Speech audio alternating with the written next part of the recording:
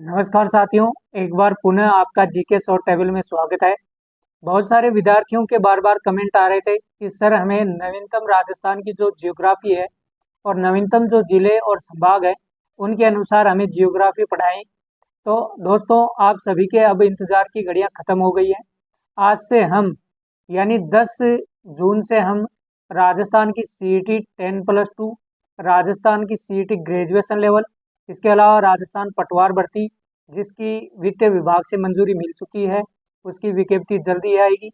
और इसके अलावा राजस्थान की जो रेट है फर्स्ट लेवल और सेकंड लेवल की, इन सभी की हम क्रमबद्धता से चलते हुए इनका जो सिलेबस है उसकी संपूर्ण जो आपका सिलेबस है उसके अकॉर्डिंग आपको वीडियो इस चैनल पर मिल जाएगी। यदि अभी तक आप हमारे चैनल से नहीं जुड़े तो प्लीज़ आप हमारे चैनल से जुड़ जाएं। आपको राजस्थान की geography, history, political, art and culture, या फिर आप कह सकते हैं कि आपकी जो सीईटी के एग्ज़ाम का जो सिलेबस है और पटवारी का है वो आपको किसी भी ऐप या किसी भी यूट्यूब चैनल से खरीदने की ज़रूरत नहीं है दोस्तों। आपको संपूर्ण जो सिलेबस है उसकी सभी वीडियो आपको इस यूट्यूब चैनल के माध्यम से बिल्कुल फ्री उपलब्ध कराई जाएंगी। तो प्लीज़ आप अभी तक नहीं जुड़े हैं तो ज़रूर जुड़ें। तो आज की इस वीडियो में हम, और जिन भाइयों ने कल पीटीटी का एग्ज़ाम दिया है अब उनका रिजल्ट आने में 1 से 1.5 महीने का समय लगेगा। तो अब आपके पास भी सुनहरा मौका है कि आप राजस्थान की सीईटी को क्लियर करें, उसकी तैयारी में जुट जाएं और साथ ही साथ आप पटवारी की एग्ज़ाम में भी जुट जाएं, क्योंकि आपका सीईटी और पटवार का जो सिलेबस है वो बिल्कुल सेम है। तो आपको अलग से कुछ नहीं पढ़ना पड़ेगा। तो चलिए आज की इस वीडियो को स्टार्ट करते हैं। आज की इस वीडियो में हम सबसे पहले पढ़ेंगे राजस्थान का जो स्थिति है और राजस्थान का जो विस्तार है और राजस्थान का जो सामान्य परिचय है इसके बारे में। तो दोस्तों, किसी भी हम जब किसी देश या राज्य के बारे में अध्ययन करते हैं तो सबसे पहले उसकी स्थिति के बारे में जाना जाता है। और जो स्थिति और विस्तार होता है वो हमेशा अक्षांशीय और देशांतरीय स्थिति के अनुसार बताया जाता है और एग्जाम में इसके अकॉर्डिंग प्रश्न पूछा जाता है। तो सबसे पहले राजस्थान का अक्षांशीय और देशांतरीय विस्तार पढ़ने से पहले आपको हम अक्षांशीय और देशांतरीय रेखाओं के बारे में कुछ सामान्य जानकारी देंगे। तो चलिए हम चलते हैं सबसे पहले विश्व मानचित्र की तरफ। तो ये हमारा विश्व का मानचित्र है और ये जो है हमारी पृथ्वी है जिसको हम ग्लोब, यानी पृथ्वी को यदि छोटे धातु रूप में मॉडल के रूप में प्रस्तुत किया जाता है तो उसे ग्लोब कहा जाता है। तो ये हमारा ग्लोब है। अब इस ग्लोब के अंदर आप देखेंगे कि भारत विश्व के अंदर 7 महाद्वीप है। ये जो महाद्वीप है ये उत्तरी अमेरिका है, ये जो महाद्वीप है ये दक्षिणी अमेरिका है, ये यहाँ पर जो है रंगीन है, ये अलग अलग रंगीन जो देश हैं ये यूरोप महाद्वीप है, ये अफ्रीका महाद्वीप है और ये हमारा एशिया महाद्वीप है और ये आपका ऑस्ट्रेलिया महाद्वीप है और ये नीचे है जो ये ध्रुवी, ये अंटार्कटिका महाद्वीप है। इस प्रकार से ये विश्व के अंदर 7 महाद्वीप हैं। अब बात करते हैं अक्षांशीय और देशांतरीय रेखाएं क्या होती हैं। ये हमारा उत्तरी बिंदु है, ये दक्षिणी है, ये पूर्व है और ये पश्चिम है दोस्तों। ये पश्चिम हो गया, ये पूर्व हो गया, ये उत्तर है, ये दक्षिण है। अब उत्तर से दक्षिण को मिलाने वाली रेखाएं, यानी ये जो आप रेखाएं देख रहे हैं उत्तर से दक्षिण को मिलाने वाली, इन रेखाओं को कहा जाता है देशांतरीय रेखाएं। क्या कहा जाता है? देशांतर रेखाएं। उत्तर से दक्षिण को मिलाई जाने वाली रेखाओं को देशांतर रेखा कहते हैं। तो अब आप मैप में देख रहे हैं कि ये 0 डिग्री देशांतर रेखा है, इसको कहा जाता है ग्रीनविच रेखा। और ये आप देख रहे हैं इधर 180 डिग्री रेखा और इधर भी आप देख रहे हैं एक 180 डिग्री रेखा। तो ये जो ग्रीनविच रेखा है ये 0 डिग्री ग्रीनविच रेखा है। इसके बाद में आती है 1, 2, 3, 4, 5 और ये जो है ये 15 नंबर की ग्रीनविच रेखा है, 15 डिग्री। फिर ये हमारी 30 डिग्री ग्रीनविच रेखा, फिर ये है 45, फिर ये 60, फिर ये 75, ये 90। इस प्रकार से ये जो इधर हैं ये टोटल देशांतरीय रेखाएं हैं वो 180 हैं और इन इधर वाली देशांतर रेखाओं को कहा जाता है पूर्वी देशांतर रेखाएं। क्या कहा जाता है? पूर्वी देशांतर रेखाएं। और इधर की जो रेखाएं हैं, अब इधर भी 1, 2, 3 है, इस प्रकार से ये 30 है, फिर 31, 32, 33, 34, 35, ये 60 डिग्री है, फिर ये 90 डिग्री है, फिर 120, फिर 150 और फिर 180। इन रेखाओं को कहा जाता है पश्चिमी देशांतर। यानी इस 0 डिग्री के पूर्व दिशा में जो रेखाएं उनको कहा जाता है पूर्वी देशांतर, और जो पश्चिम की तरफ है उनको कहा जाता है पश्चिमी देशांतर।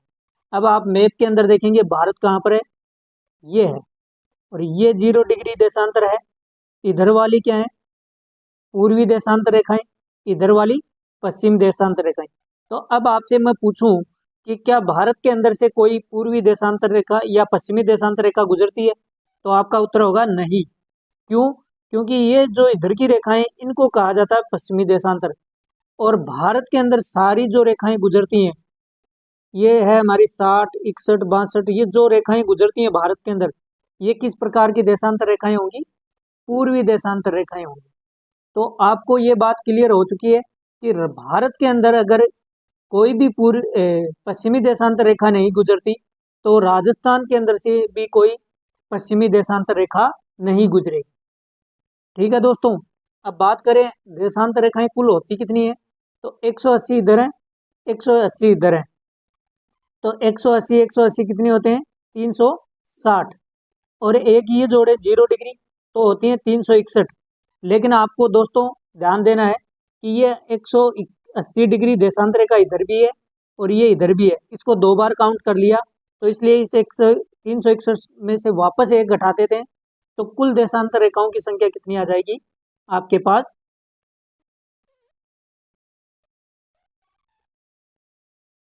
कुल देशांतर रेखाओं की संख्या आ जाएगी आपके पास 360। यानी पृथ्वी यानी ग्लोब के ऊपर कुल देशांतर रेखाएं कितनी है, 360 है। अब आपको कंफ्यूजन होने की आवश्यकता नहीं है दोस्तों, ये आप मैप के अंदर देख रहे हैं, ये देशांतर रेखाएं बिल्कुल सीधी खींची गई है, लेकिन ये देशांतर रेखाएं बिल्कुल सीधी नहीं होती है, इनको समय के अनुसार इस प्रकार से तिरछी या कहीं से मोड़ दिया जाता है, क्योंकि समय रेखाएं होती है देशांतर रेखाएं। आपको पता है ग्रीनविच रेखा है, ये 0 डिग्री को कहा जाता है, और जो मानक समय रेखा है विश्व की वो 180 डिग्री को कहा जाता है, ये भी आप याद रखेंगे। 180 डिग्री देशांतर रेखा को विश्व की समय या मानक समय रेखा माना जाता है, और 0 डिग्री जो ग्रीनविच रेखा है ये हमारी ग्रीनविच रेखा है, इसके बिल्कुल ठीक सामने होती है ये 180 डिग्री देशांतर रेखा। तो ये आप याद रखेंगे, समय जो निर्धारित होता है वो 180 डिग्री, यानी सूर्य जब इस रेखा के ऊपर होता है तब हमारा समय शुरू होता है रात की 12 बजे। ठीक है, और जब हमारा सूर्य वापस यहाँ से आता हुआ यहाँ पर आ जाता है तो ये होता है रात के 12 बजे, और यहाँ से शुरू होता है दिन और यहाँ पर खत्म होता है। तो कुल देशांतर रेखाएं कितनी है, 360 हैं, और एक देशांतर रेखा को पार करने में सूर्य को लगता है 4 मिनट का समय। तो यदि हम 360 को 4 से करेंगे तो टोटल आपके 24 घंटे आ जाएंगे। ये तो बात हुई देशांतर रेखाओं की। अब बात करते हैं अक्षांश रेखाओं की। तो पूर्व से पश्चिम को ये मिलाने वाली रेखाएं हैं, इनको कहा जाता है अक्षांश रेखाएं। और ये जो बीचों बीच जो अक्षांश रेखा है ये 0 डिग्री अक्षांश रेखा है, जिसको भूमध्य रेखा कहा जाता है। क्या कहा जाता है, भूमध्य रेखा कहा जाता है दोस्तों।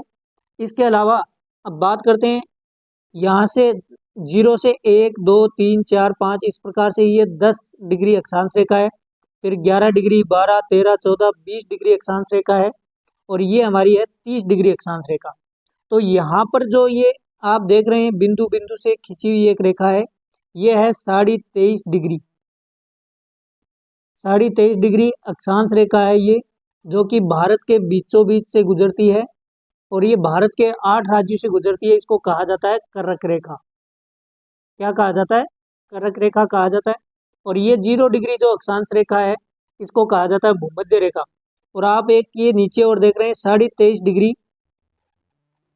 ये भूमध्य रेखा के नीचे की जो रेखाएं हैं जो पूर्व से पश्चिम को मिलाती है इनको अक्षांश कहा जाता है, और जो इस भूमध्य 0 डिग्री रेखा के नीचे की जो रेखाएं हैं इनको कहा जाता है दक्षिणी अक्षांश, और ये जो ऊपर की है इनको कहा जाता है उत्तरी अक्षांश।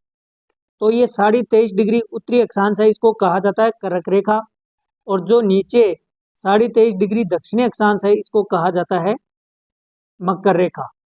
तो अब आपको समझ में आ गया होगा। अब ये 23.5 डिग्री इनको क्यों निर्धारित करते हैं?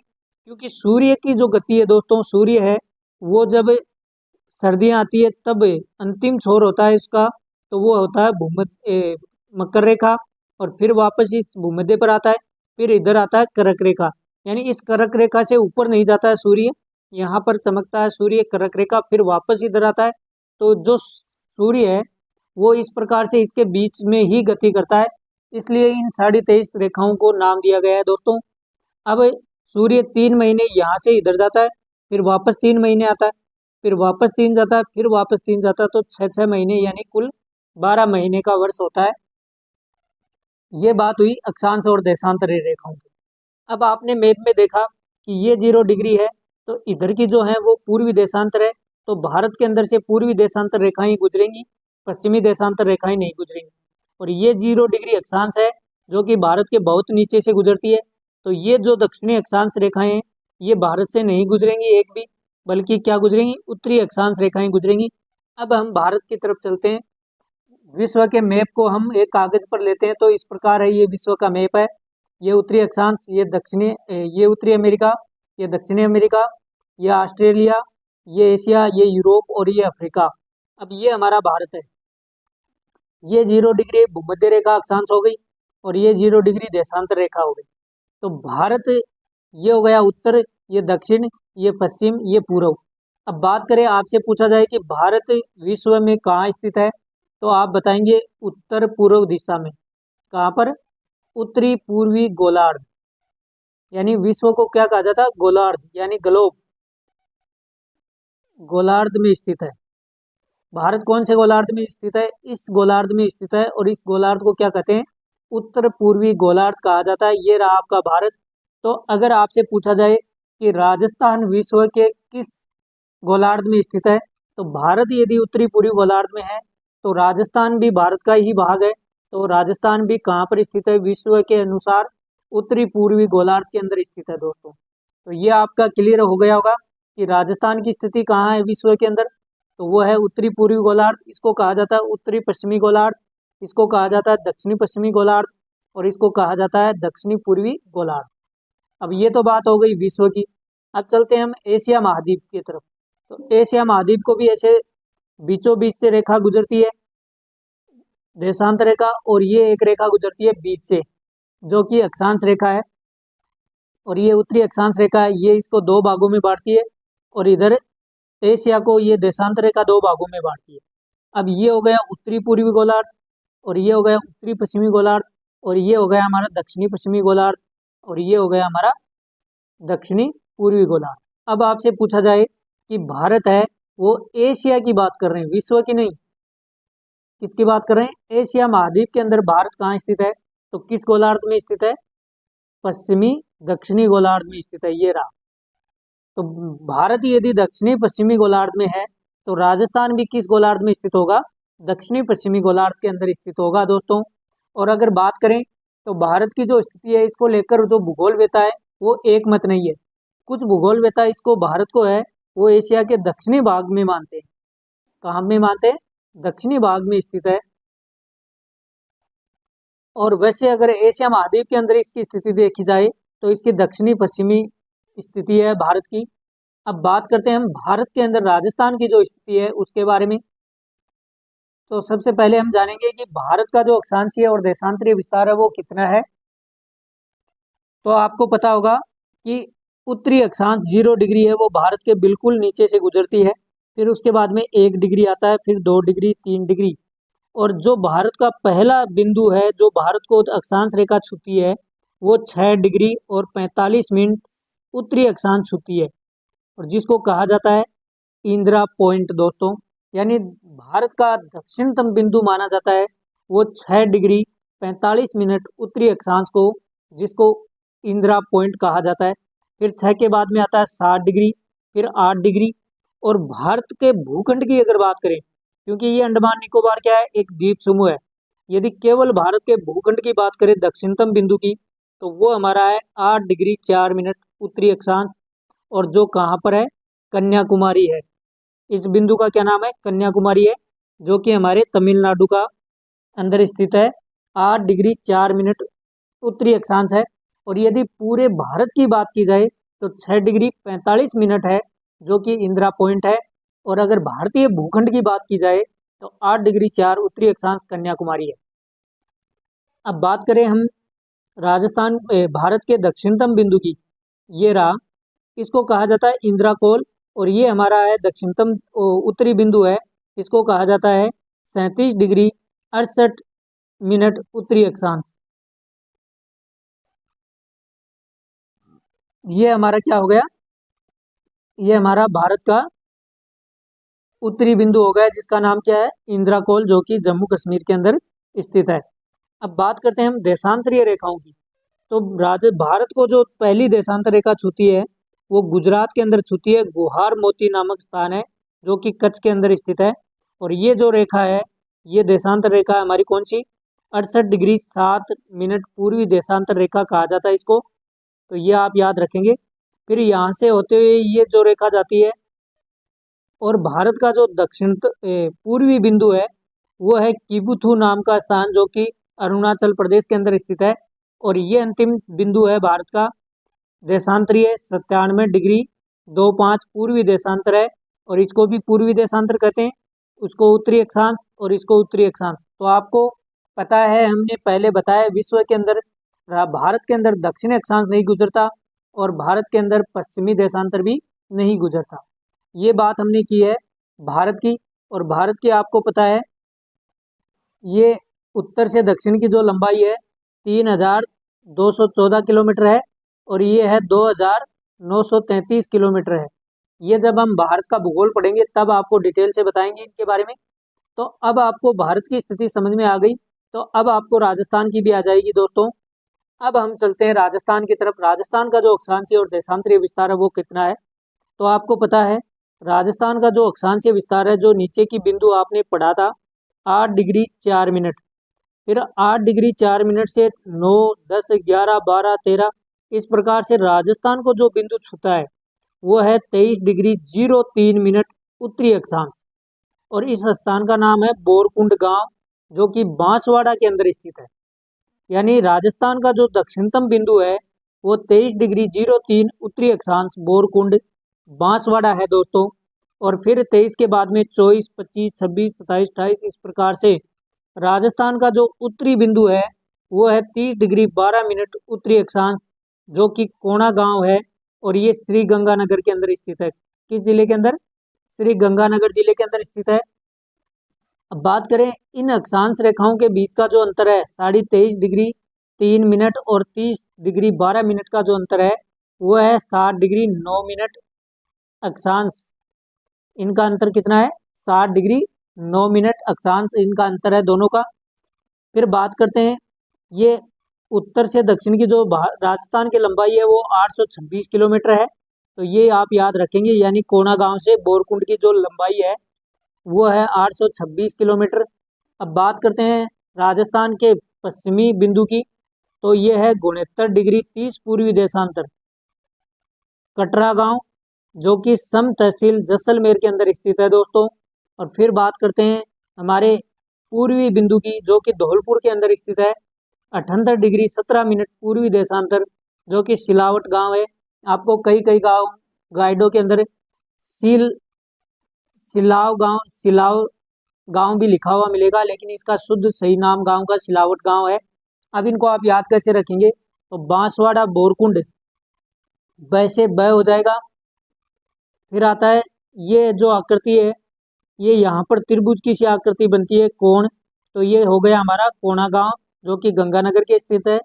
और धौलपुर से होता है, जब कपड़े धोते हैं तो उनके अंदर क्या रहती है, सील रहती है, तो सील से हो जाएगा सिलावट गांव।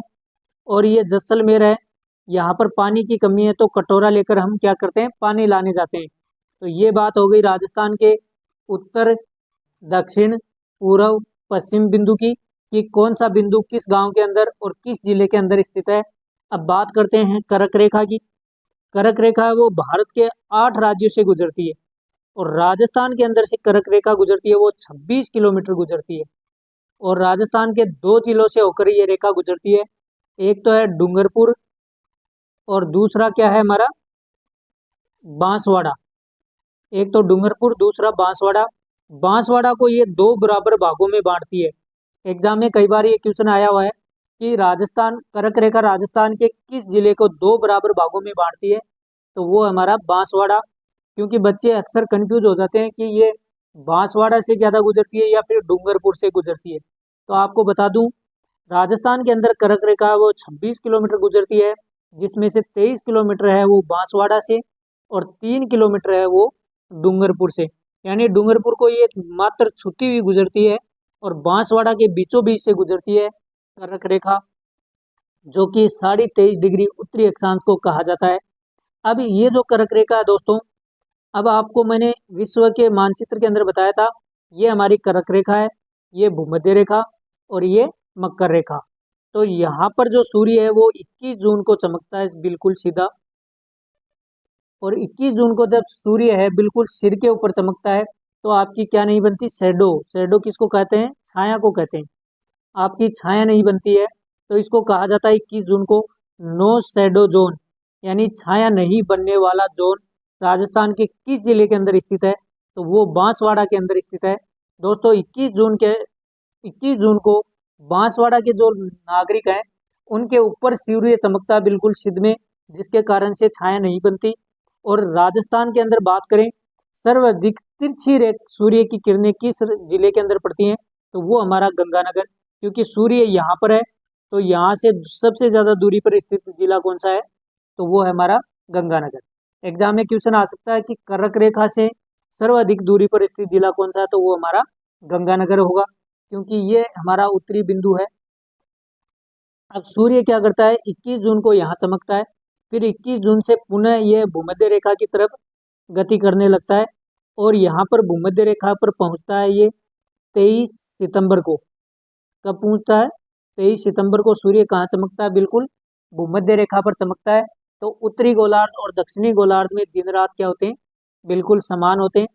फिर ये धीरे धीरे 23 सितंबर से चलता हुआ यहाँ पर पहुँचता है मकर रेखा के ऊपर, और ये तिथि है 22 दिसंबर।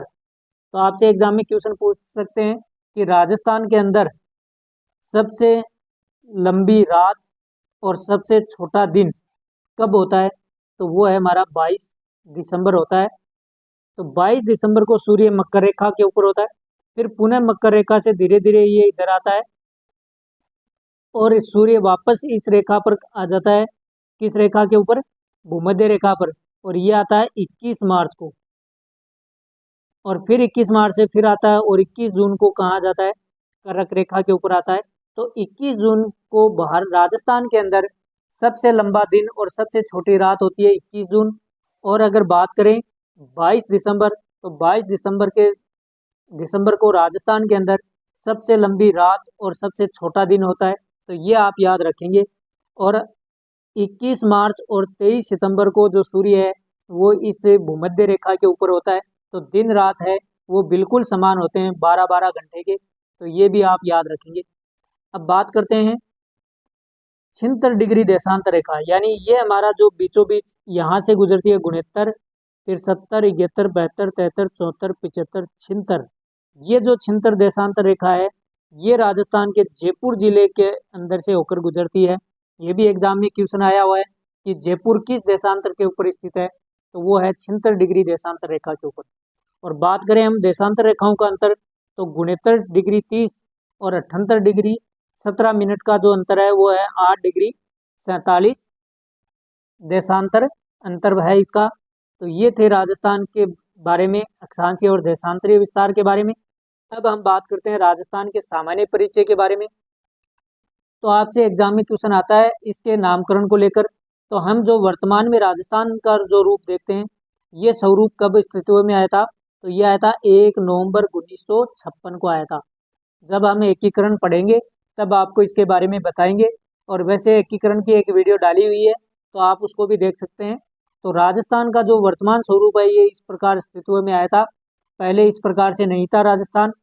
तो इस भूखंड को किस नाम से जानते थे, तो ब्रह्मवत के नाम से जानते थे ऋग्वेद काल के अंदर। तो ये एग्जाम में क्वेश्चन आया हुआ है, ऋग्वेद के अंदर राजस्थान को किस नाम से जाना जाता था, तो ब्रह्मवत के नाम से जाना जाता था।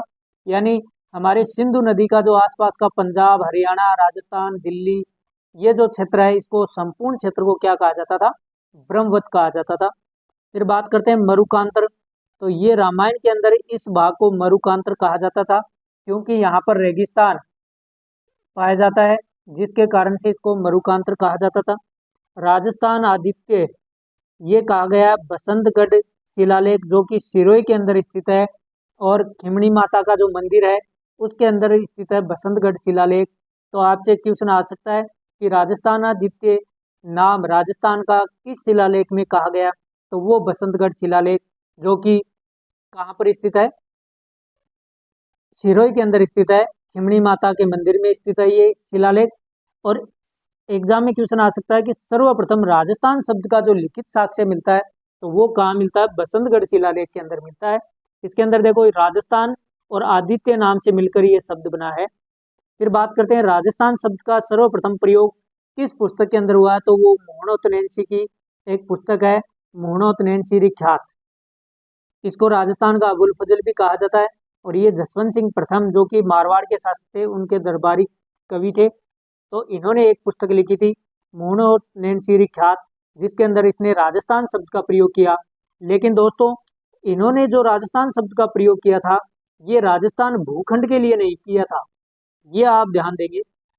मोहनोत्तनैंसी ने जो राजस्थान शब्द का प्रयोग किया अपनी पुस्तक में, वो इस भूखंड के लिए नहीं किया था, बल्कि इसका जो शब्द का प्रयोग किया था वो राज प्लस स्थान, यानी राजा का स्थान, राजा का स्थान के रूप में इस शब्द का प्रयोग किया था।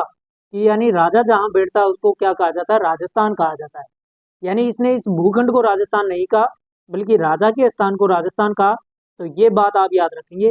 राजस्थान शब्द का सबसे पहला जो प्रयोग किया था इस भूखंड के लिए, तो वो हमारे कर्नल जेम्स टोड ने किया था। ये आप याद रखेंगे। एग्जाम में क्वेश्चन आ सकता है कि राजस्थान शब्द का प्रयोग राजस्थान भूखंड के लिए सर्वप्रथम किसने किया? तो वो कर्नल जेम्स टोड ने किया था। और राजस्थान शब्द का सर्वप्रथम लिखित जो साक्ष्य है पुस्तक, तो वो मोहनोत्तनैंसी है।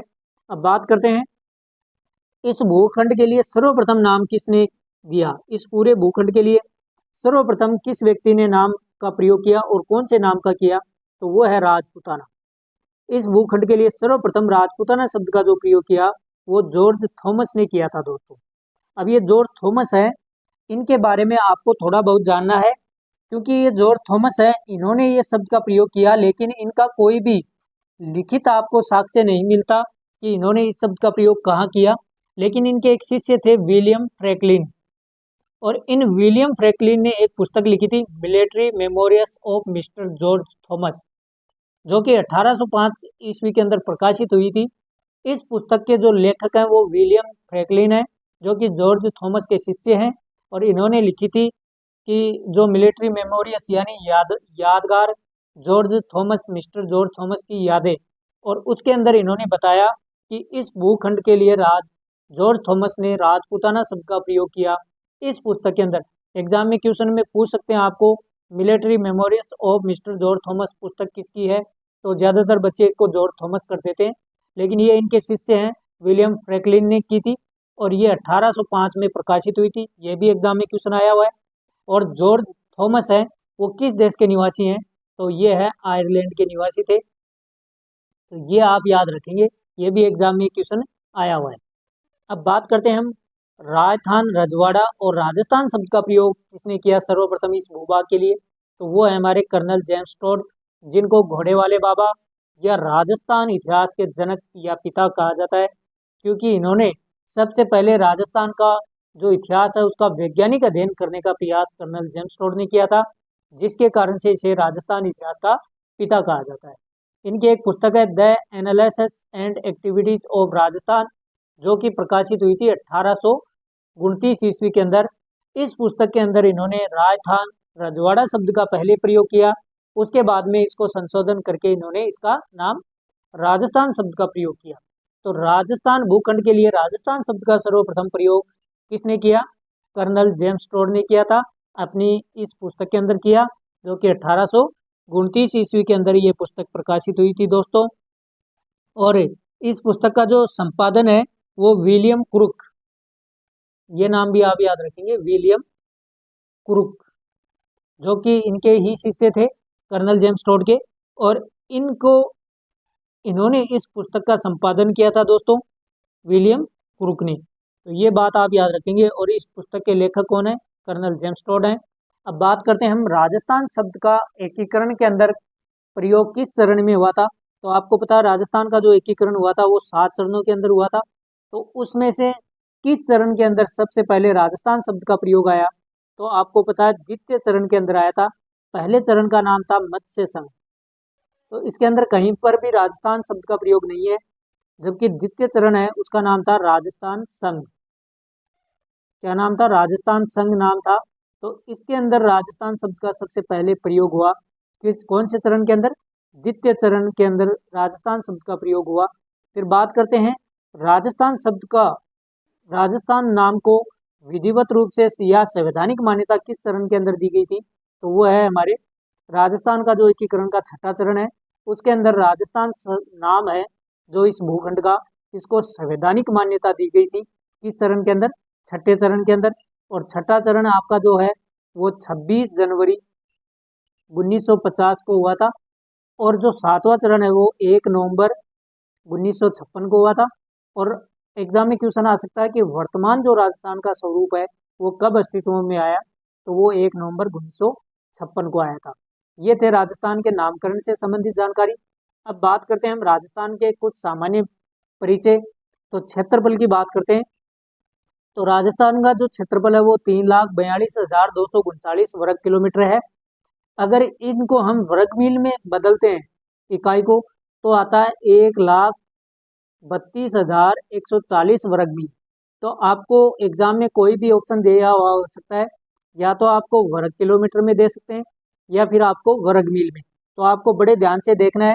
कई बार बच्चे क्या करते हैं, यहाँ पर आपको दिया होता है 3,42,239 वर्ग मील दे देते हैं, तो आपका राइट नहीं होगा। तब आपका 1,32,140 वर्ग मील होगा। यदि किलोमीटर में दिया हुआ है तो आपका ये राइट होगा। इसको ध्यान से देखना आपको एग्जाम में। फिर बात करते हैं राजस्थान का क्षेत्रफल के मामले में भारत में कौन सा स्थान है? तो प्रथम स्थान है। और ये राजस्थान है, ये क्षेत्रफल में प्रथम कब बना? ये बना था 1 नवंबर 2000 को, जब मध्य प्रदेश से छत्तीसगढ़ को अलग किया गया। यानी पहले मध्य प्रदेश हुआ करता था क्षेत्रफल में प्रथम, लेकिन जब छत्तीसगढ़ को मध्य प्रदेश से हटाकर अलग राज्य बनाया गया तब राजस्थान भारत का प्रथम राज्य बन गया था क्षेत्रफल की दृष्टि से। तो ये तिथि भी आप याद रखेंगे, इससे भी एग्जाम में क्वेश्चन आया हुआ है। अब बात करें भारत के क्षेत्रफल का कितना प्रतिशत है? तो वो है दोस्तों 10.41%। बात करें राजस्थान की जनसंख्या तो ये है 6.86 करोड़, जो कि 2011 के अनुसार है। अब तो राजस्थान की जनसंख्या बहुत अधिक हो चुकी है, लेकिन आपको जब तक नई जनगणना नहीं आती तब तक आपको 6.86 करोड़ याद रखना है। और भारत के अंदर है राजस्थान का स्थान कौन सा है जनसंख्या के मामले में? तो वो है 7वां। और भारत की जनसंख्या का कितना प्रतिशत है? 5.67% है। ये भी आप याद रखेंगे। बात करते हैं राजस्थान के जिले। तो राजस्थान के अंदर कुल 50 जिले हैं। और 50 जिले कब अस्तित्व में आए? तो ये 7 अगस्त 2023 को आए थे दोस्तों। और माननीय मुख्यमंत्री अशोक गहलोत ने जब इनको संवैधानिक या मान्यता दी थी, अधिसूचना जारी की थी 7 अगस्त 2023 को, तब हमारे राजस्थान के अंदर जिलों की संख्या कितनी हो गई थी? 50 हो गई थी दोस्तों। बात करें संभाग तो 7 अगस्त 2023 को पहले 7 संभाग थे और इसी तिथि को क्या किए गए? 3 नए संभाग बनाए गए, सीकर, पाली और बांसवाड़ा। तो ये 3 नए संभाग बने, जिसके कारण राजस्थान के अंदर संभागों की संख्या कितनी हो गई? 10 हो गई। इस प्रकार से वर्तमान में राजस्थान में संभाग 10 हैं और जिले कितने हैं? 50। कल हम राजस्थान के संभाग और जिलों के बारे में जो भी प्रश्न एग्जाम में बन सकते हैं उनके बारे में डिटेल से चर्चा करेंगे। तब तक के लिए राम राम, धन्यवाद।